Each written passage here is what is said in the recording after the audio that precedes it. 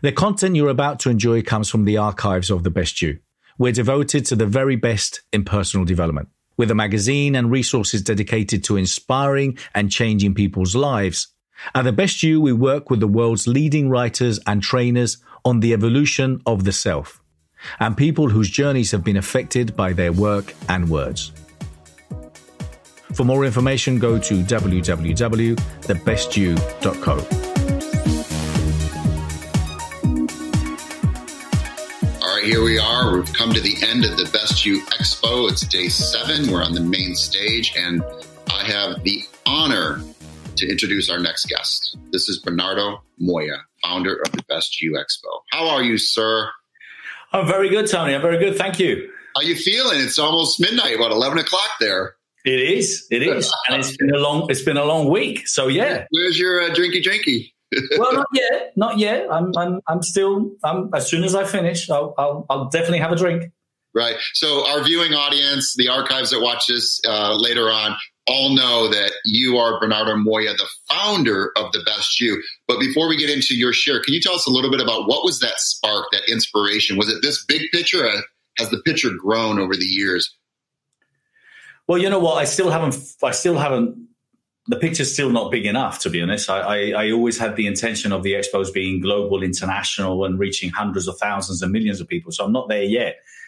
But, you know, I think this new reality that's happened is definitely going to help me, help us kind of like connect with more people.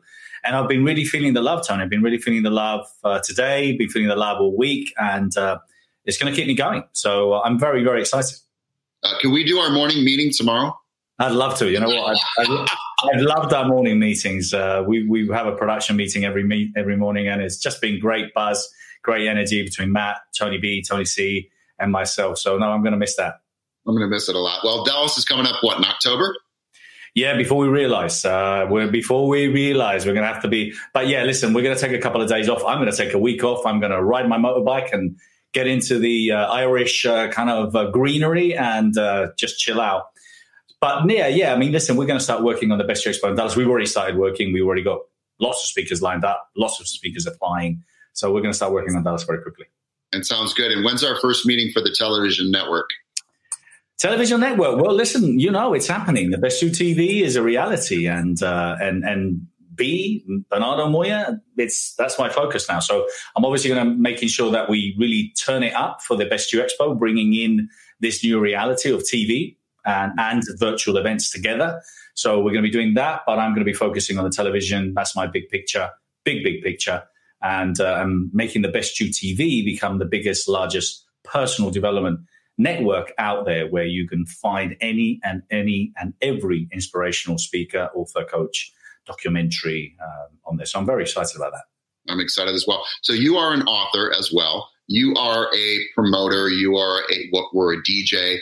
And you're a public speaker, and you have something to share today on your own stage. So I want to make sure I give you as much time as possible on your own stage. So I'm going to jump out, and I just want to say thank you so much for this honor of co-hosting with you this year.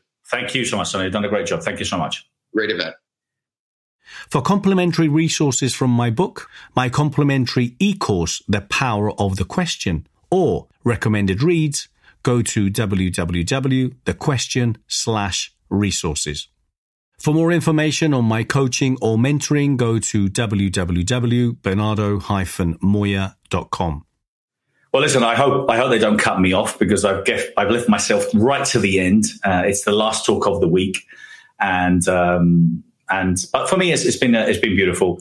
One of the things that I'm very passionate about is obviously sharing my message, and unfortunately, I don't have a lot of time. I haven't had a lot of time because I've been working behind the scenes, building the Best You, promoting other people, but I'm obviously very passionate, and I've got my own thoughts, and I want to share them, obviously. So I am looking at opportunities to share my message more.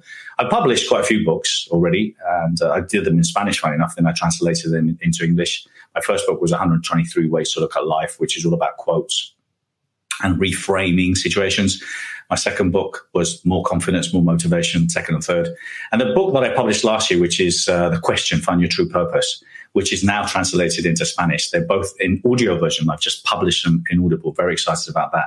So this book and this talk is around that. It's called The Question, Find Your True Purpose. But the title of the talk really is about nothing. It's about everything, and it's about thinking. And it's about questions and answers. That's what this whole talk is about. I want this talk to hopefully get you thinking and get you realizing about thinking about what you're thinking about. One of the things that I've learned and I've experienced with personal and professional growth is that so many people underestimate the value of thinking.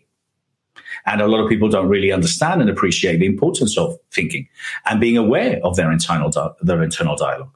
So for me, having read so many great, having attended so many courses, having been NLP trained, coached, mentored, having modeled, learned from so many great people, for me, it's surprising to see how many people underestimate the power of thinking and how many people go through life literally already dead. There's three types of people. There's those that are literally just already, they've given up. They're just literally waiting for their pension, their retirement. There's those that are looking at those making a difference. And then there's those that go out and make a difference. But I want you to think for a minute. I want you to think for a minute about you. And I want you to think where you are. And I want you to think, okay, that you are maybe a little bit of nothing. Maybe you think that you're nothing. And then on the other hand, I want you to think about everything. I want you to think about the universe. I want you to think about that. And what I want you to do is I want you to just literally flow out of your body and just start flying into space and start seeing maybe the place that you live. And then you start seeing parts of your city. And as you float even higher and higher, you start seeing the whole city. And then you start seeing the state. And then you start seeing the whole United States. Or maybe you start seeing part of the world wherever you're from, wherever you are. And then you go higher and higher. And then you can start seeing the surface of the earth, round and blue, or maybe dark with stars. And you're just floating up and up and up, and you're flying. And all of a sudden you can see the stars, and you can see the moon, and you can see the sun. And then you can start seeing the universe. You can see how vast the universe is and how amazing the universe is. And then you can see the sun, and you know that the sun is just a very small star where there's billions of stars and billions and hundreds of billions of universes. So obviously you think that that is everything and that you're nothing. But if you come back and you come from all of the way up there and you come all the way back down and you come to the present, all of a sudden you should realize that at the end of the day, whatever's going to happen, whatever is happening, is happening.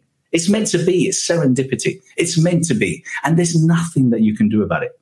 There's nothing that you can do about it. But on the other hand, there's everything. You can do everything. But you see, if something happens, a lot of people tend to focus on, why has it happened? Why has it happened? Now, the best way is thinking, okay, it has happened. How can I move forward? What's the solution? Be a solution-driven person. Because you see, although you may think that you're nothing because the space and the universe is everything, you are your universe. You are your universe. You, your body, is a universe. It's amazing what we have, what we take for granted. This vessel that we use for our life. It is an amazing piece of machinery. And us, you, that you think are nothing, you are actually everything. Why? Because you're capable of the most amazing things. Because you are stardust. I think it was Dag Ivanovic was saying that yesterday. You're stardust. You have everything in you. You are part of space. So you're everything, and you are capable of everything. You are capable of doing the most amazing things. And there's people that do nothing, and there's people that do everything. So what I want you to invite you to do is I want you to think. I want you to start thinking about what you're thinking about. And I want you to understand the power that you have and that you are an amazing piece of machinery, that you're an amazing individual and you're capable of everything. You see, a lot of people don't appreciate the fact that, that basically you're a tenant on this planet. You're a tenant. And you haven't got a rental agreement because basically all of a sudden it could be terminated. Maybe some people, unfortunately, are notified that they're going to be leaving because they have a disease and they're here for a little while and they know eventually they're going to leave, maybe a month, maybe 3. But at the end of the day, we're tenants on this planet and we are mortals. But it shocks me, surprises me to see how many people live without really focusing and understanding and appreciating that they have a responsibility on this planet. You're a tenant. You are obliged to become the best version of yourself. You are, because you're a tenant. You can't come on this planet and destroy it. You can't come on this planet and not care. You can't come on this planet and not bother about anything else. You see, in order to be big, you need to think big. In order to be great, you need to think of great things. In order to achieve greatness, you need to be great. In order to do more, you have to be more. And that's what we're all here for. We're all here to do more, to be more, to help more. And you see, everything could be simply a kind word. The ripple effect of a kind word, the ripple effect of an act of kindness, could have an effect that could change humanity. Because you've helped someone that maybe, who knows, goes and invents something. So we're obliged to become the best version of ourselves. We are. And I think we have a phenomenal opportunity with what's happened, what is happening on the planet, what's happening now, where we have something that we cannot control. We have a virus that is literally floating around. And hey, listen, if you don't take care of yourself, if you don't exercise, if you don't have a good, strong immune system, if you don't take care of your loved ones, and well, hey, listen, you might leave and you might not be able to stay on this planet anymore. But at the end of the day, it's beyond your control. But what's not beyond your control is to take responsibility for being on this planet. I'm tired of seeing people that are waiting. I had the other day Jeff Hoffman, who was speaking and sharing the idea about they. There is no they. There is no they. You are they, I'm they, we're all they. I love it when people say, hey, you did this and you're doing that and you're doing this. Well, what about you? What are you doing? You're obliged to become the best version of yourself. You're obliged to leave a legacy. You're obliged to do something about all the things that are wrong about this planet. All the things, all the injustices that are going on. You're obliged. We're all obliged. We can't let they, because they don't do it. And luckily, there's people that eventually, with time, realize that they've made fortunes, Bill Gates, Warren Buffett, and they decide to give it all back because that's what it's all about. So if personal professional growth is anything, if it is anything, it has to be for us to become the best version of ourselves. Because if we become the best version of ourselves, we're going to make the world a better place. End of. It's just logical, isn't it? I mean, if you're better, if you're a better human being, if you're more educated, if you exercise more, if you eat better, if you meditate, if you exercise, if you're kind, if you're loving, if you're educated, everyone around you is going to become a better version. Everyone's going to look up to you, feel inspired by you, want to be you, want to do what you do. Now, I had this conversation with someone the other day saying, hey, legacy doesn't really exist. Well, of course it exists. They reckon from the beginning of time there must have been at least 110, 115 billion people, up or down, a couple of billion, since the beginning of time. My question is, how many of them have actually made a difference? How many? I don't know. Hundreds of millions? Probably. There's a lot of people that have invented beautiful things, that have the plane, the Wright brothers, engines, doctors, vaccines, you name it. There's hundreds of millions. But why haven't we had billions of people making a difference? We have to take advantage of this time of everyone being the same, of understanding that we're all mortals, that diseases travel and they don't understand about borders, and that we're all subject to it. But it's just bringing our mortality to the reality of life. So you've got to understand that you're not nothing, you're everything, and you need to think. You're not nothing, you're everything, and you need to think. And you need to think about what you're thinking about. You need to think about, what are you doing now? What are you here for? What is your purpose? Stop reading the books. Stop attending the courses, the seminars. Stop doing all this thing if you're not going to do anything about it. Take these teachings and learnings and do something with it. Do something with it, but do something with it now. Guess why? Because you're a tenant on this planet and your contract may be terminated. And resistance is futile. It's the name of the game. That's the Borg. I love Star Trek. So my thought here is about getting you to understand that you're not nothing. You're everything. And my thought here is about thinking. Wake up every day. Be grateful for what you have. Be grateful for who you are. Be grateful for what you've achieved. And be grateful for being alive. And then start looking at the billions and billions of people that are worse than you.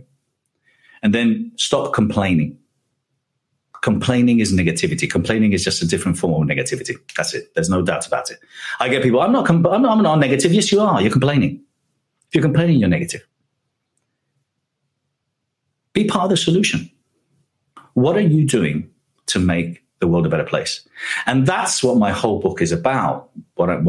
Having done what I've done and read what I've read and worked with what I've worked, I thought, well, why aren't people asking themselves empowering questions? You see, because the quality of your life is what I said. You must have seen it. The quality of your life depends on the quality of the questions you ask yourself. Depends. If you ask yourself every morning empowering questions, how amazing can I be today? How can I make a difference? How can I help someone? How can I inspire? How can I inspire my kids? How can I be better? How can I be stronger? How can I be healthier? Those are empowering questions. And you need to ask yourself as often as you can, empowering questions that are going to help you, are going to motivate you unconsciously and consciously. Your mind is going to start looking, finding for the solutions. So with the understanding that you're here for a reason, that you're everything, understanding that you need to think about what you're thinking about, you need to focus on what you want, and you need to be focusing on being part of the solution. I invite you, all of you, anyone watching this talk, to take responsibility. So I was talking about legacy, and this friend of mine was saying that she was disputing the idea around legacy. Look, legacy is everywhere. You see, one kind word to some person could change their life. It could change their life. I lost a very dear friend, Bernie Dorman. He used to say the kindest things to me, always. Touch my heart, every single time. And that's the thing. The thing is that, we just don't know how and who we can inspire and when we can inspire them. And you might be doing something, and trust me, your kids are watching. Your kids are watching. If you're sitting on your sofa, eating the potato chips, as you call it in the US, eating fries, and you're not exercising, they're watching. If you watch the adverts of kids having no food or crossing the oceans because they're migrants and they haven't got a place to live and you don't do anything about it, they're watching. If you don't care about slavery, they're watching. If you don't care about plastics on the oceans, they're watching. If you don't care about global warming, they're watching. So if you don't do it for you, do it for them. So ideally, we all have to become the best version of ourselves. By us becoming the best version of ourselves personally, we're making our environment better, our family, our friends, our work. And then also we have to be working with companies. We have to be working and associated with companies that care professionally about their staff and about the things that matter. And then by doing so, then we're going to have a global impact. Anyone and everyone can have a global impact. Anyone and everyone with a phone can make a global impact. So don't tell me that you can't, because you can. So that's kind of what I wanted to share with you. I wanted to share your responsibility of realizing that you are everything. You have everything you need. You have all the tools.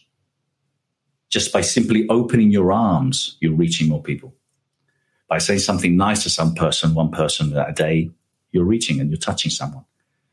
But inspire. I really, really hope that at this time when, the world is so kind of upside down, we really take advantage of this time to create this new consciousness of all of us caring about everything and caring about helping and supporting each other. I watched a documentary the other day on Netflix, which I think was based on the book The Minimalist, and it's about wanting less, needing less. So in the book, at the end of the book, where I talk about resilience, I talk about revolution, change, and how great change is, and how you should welcome change. And I talk about reinvention. So that's the 3 R's of the book. But I then expand and explore the idea about honesty, about being honest with yourself. Honesty starts with yourself. Stop lying. If you're bullshitting yourself, you should say, stop lying. So be honest. Be congruent. I've seen a lot of people, I've said this, a lot of people write books about happiness and they're miserable. People they write books about success and they've never been successful and so on. So be congruent, be honest. But most importantly, start taking care of of yourself, start asking yourself empowering questions on a daily basis, and start taking care about the things that really matter around the planet. But in this documentary, The Minimalist, they talk about basically not needing as many possessions as we are inclined to have. And they talk about how, obviously, from the 50s or the 60s, whenever advertising started on radios and televisions, we've been dictated by advertising agencies and companies trying to sell us things, trying to sell us crap, trying to sell us whatever they want to sell us. That's why our kids, when they're 3, they're asking for the new toy and the new this and the new that.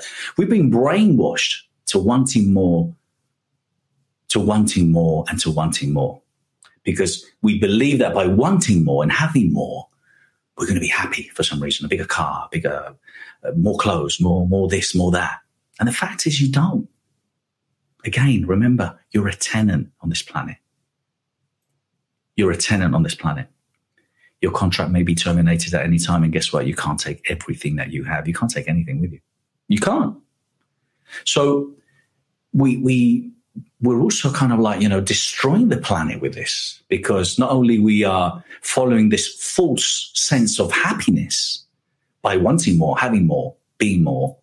Well, being more is okay, but by wanting more, that all of a sudden we're stressed, we're unhappy, we're miserable because we want that bigger car, because we want that bigger house. For more information on collaborating, partnering, sponsoring, supporting, or speaking at any of our events, or finding out more about our legacy clubs, go to www.thebestyou.co. If you're interested in finding out more about the amazing content we have, please go to www.thebestyou.online and get your 14-day free trial now. So I've been on this step. Literally, my journey has been about being congruent and being honest. Okay, so I had to make some tough decisions, because when I was writing the book, I had to ask myself some of these empowering questions as I was asking you guys.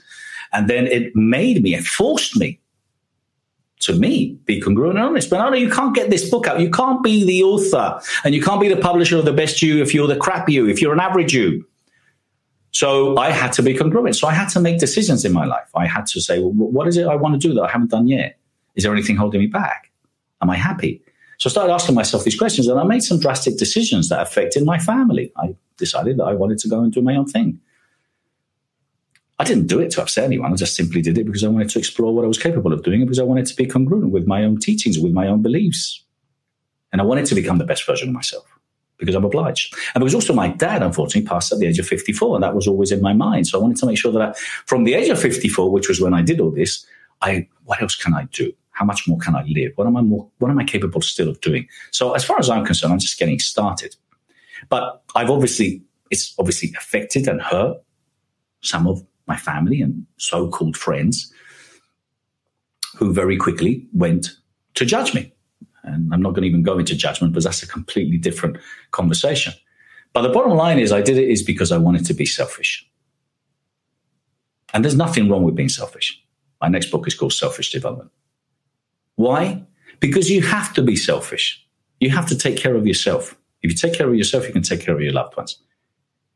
If you don't ask yourself those strong, empowering questions that are going to make you happy, that are going to make you kind of live and say, you know what, I did live a life without limits, and I did push the boundaries, and I have no regrets. And that last day when you're leaving, that's where I want to be. That's where I wanted to be. That's why I made those decisions. I didn't do it for anyone else. I was simply being selfish because I want to do what I want to do. And if you can do that with your loved ones, great. But if you can't, and you need to explore, and you need to go and do it. So that's the whole idea, and the essence of the book is to helping people ask themselves empowering questions. But the whole idea of me exploring where I was going and being selfish, I've started to understand, with the fact of understanding mortality, being a tenant on the planet, because my dad passed away as well at the age of 54. And unfortunately, my mum passed away this year, which hit me hard. At the end of the day, you can't take everything with you. You can't take anything with you. So my mum, like everyone else, collected a lot of items, which no one could use, no one would use. Well, give them to charities, but that's it. So we tend to have this thought, this idea of having more, wanting more, being more, and I repeat, wanting more.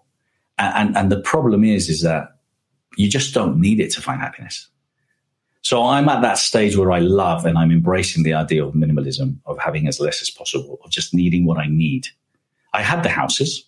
I've had the cars. I still have got a few motorcycles. I've had all that. And I'm okay not having it anymore. I'm okay just having what I need. And that's the concept. Because you see, we're destroying the planet. And I was in a talk. I was invited to a talk of Ken Honda, the author of Happy Money. Highly recommend you buy his book. And Ken Honda's was talking in this talk, which was promoted by Doria Cordova, credit where credit is due. And he was talking about money and how, saying arigato and thank you when you have money, you receive money. But he had this concept where he was sitting around the table with his family. He was exploring, okay, what do we have on the table here now? And they had tomatoes, they had peppers, and they had lettuce, and they had meat, and they had fish, and they had wine. And they started looking at where all these different items were coming from. Argentina, tomatoes from Europe, lettuce from Japan. It was coming from all over the world. And he was saying that we can't continue like this.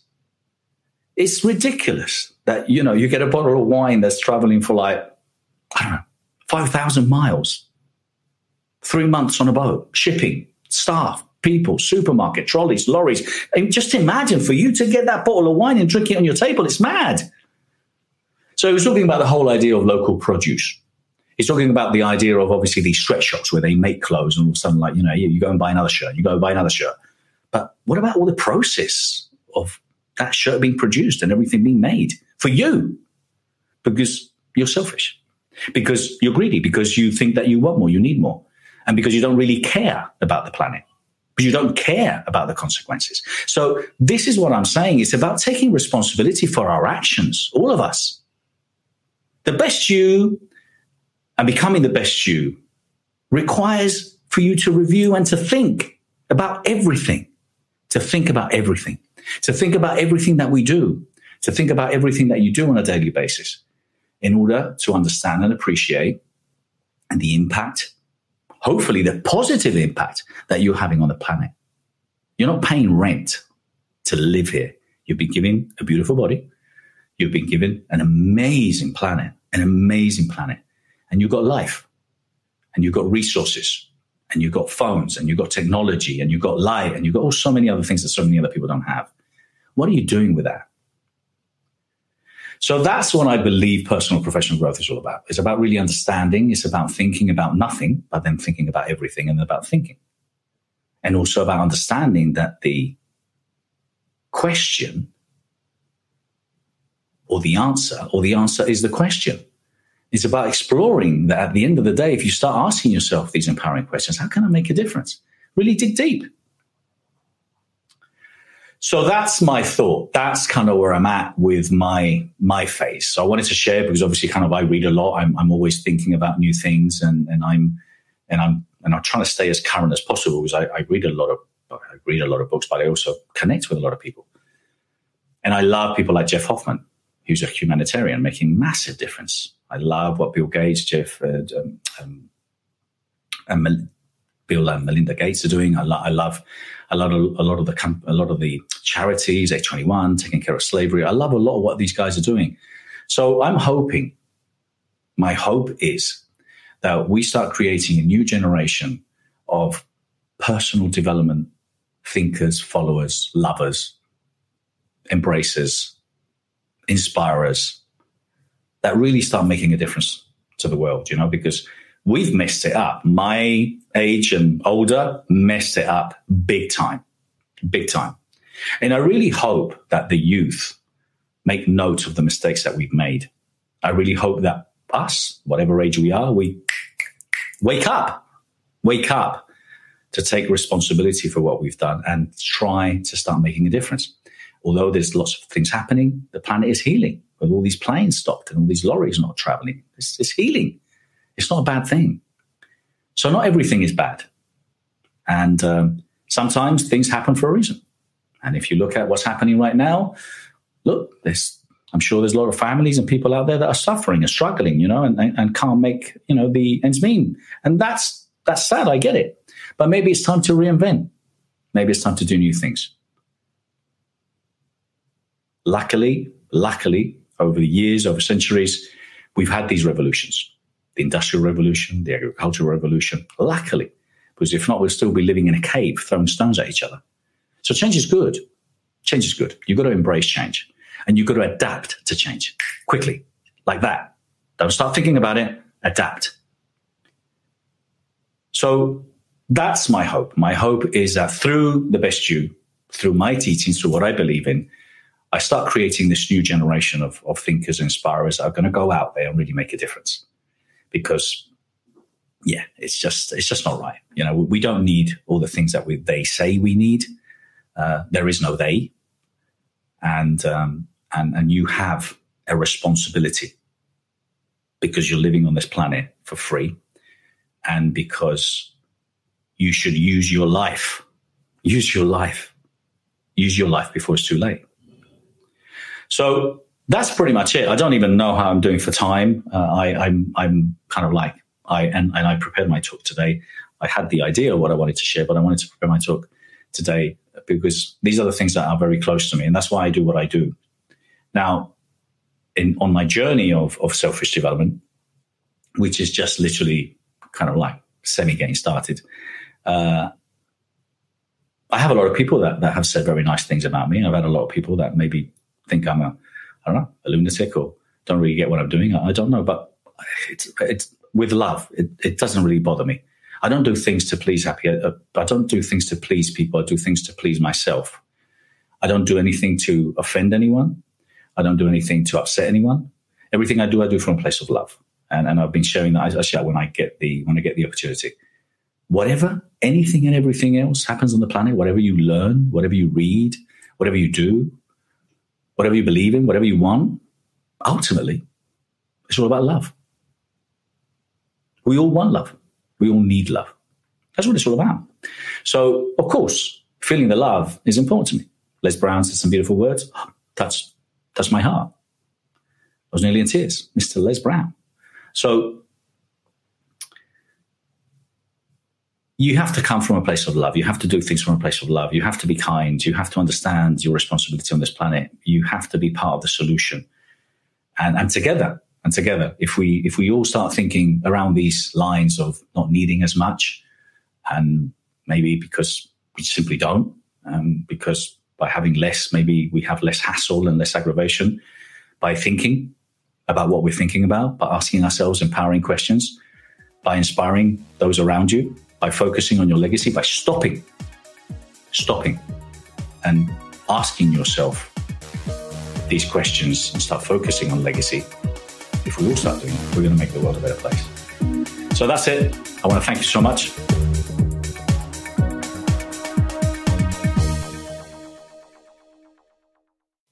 For more information, go to www.thebestyou.co.